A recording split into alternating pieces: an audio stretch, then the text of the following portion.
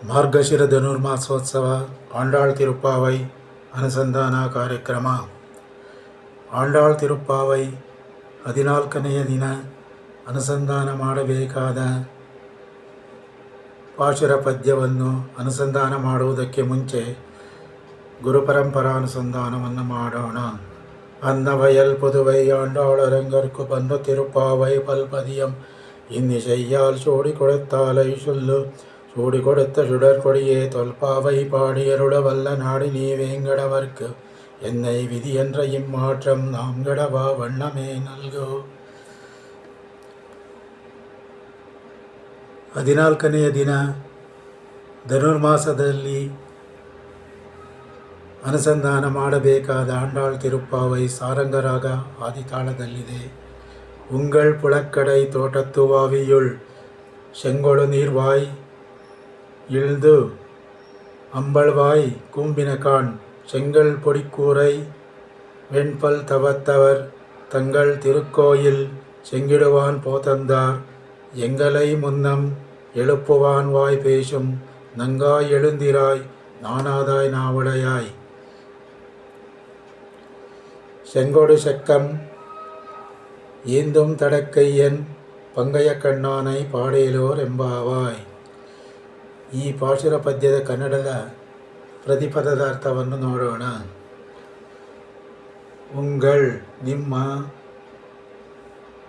ಪುಳಕ್ಕಡೈ ಹಿತ್ತಲಿನ ತೋಟತ್ತು ತೋಟದಲ್ಲಿರುವ, ಬಾವಿಯುಳ್ ಬಾವಿಯಲ್ಲಿರುವ, ಶೆಂಗೊಳು ಕೆಂದಾವರೆ ಸೌಗಂಧಿಕ ಪುಷ್ಪಗಳು, ನೀರ್ವಾಯೈ ನೀರಿನ ಮೇಲೆ, ಇಳ್ದು ಬಾಯಿ ಬೀರಿದು ಅರಳಿದವು, ಅಂಬಲ್ ನೀಲೋತ್ಪಲ ಬಿಳಿ ನೀಲಿ ತಾವರೆಗಳು, ವಾಯ್ ಬಿರಿದು ಬಾಯಿ ಕೊಂಬಿನ ಮುಚ್ಚಿಕೊಂಡವು, ಕಾಣ್ ನೋಡು ಬಂದು ನೋಡು, ಶೆಂಗಲ್ ಶ್ವೇತವಸ್ತ್ರ, ಪೊಡಿಕೂರೈ ಕಾಷಾಯ ವಸ್ತ್ರಧಾರಿಗಳು, ವೆಣ್ವಲ್ ಧರಿಸಿರುವ ತವ ತಪಸ್ವಿಗಳು, ತಂಗಳ್ ತಮ್ಮ ತಮ್ಮ ತಿರುಕೋಯಿಲ್ ದೇವಾಲಯಗಳ ಆಶ್ರಮಗಳ ಬಾಗಿಲನ್ನು ತೆರೆದು, ಶೆಂಗಿಡುವಾನ್ ಶಂಖಗಳನ್ನು ಊದಿ, ಪೋತಂದಾರ್ ಪೂಜೆ ಮಾಡಲು ಹೊರಟಿರುವರು, ಎಂಗಳೈ ನಮ್ಮನ್ನು ಮುನ್ನಂ ಮುಂಚಿತವಾಗಿ, ಎಳುಪುವಾನ್